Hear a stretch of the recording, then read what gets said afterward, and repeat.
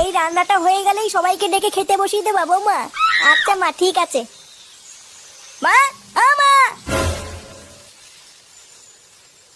এই বাঞ্চতটা এখানে কেন এসছে? তুই কার কথা বলছিস? এই যে মাসিমা, আমার কথা বলছি গো। আপনার ছেলেটা না খুব দুষ্টু, একটু ইয়ার কিউ বোঝে না বাবা গো বাবা। হ্যাঁ গো, তুমি আমার ভাইকে গালাগালি দিলে। বাড়াটা গালাগালি দেবো না তো কি দেবো? ও বলছো তার বাল, বাড়া আমাকে ঘরে একা পেয়ে আমার প্যান্টের ভিতরে হাত ঢুকে দিয়েছে। মা গো মা, জামাই বাবু তুমি অত রেগে যাচ্ছ কেন? আমি তো তোমার শুধু একটু সাইজটা দেখছিলাম গো।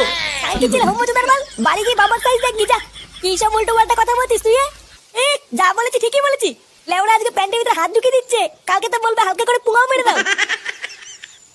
এই কি হয়েছে রে? এত চেঁচামেচি কিসের?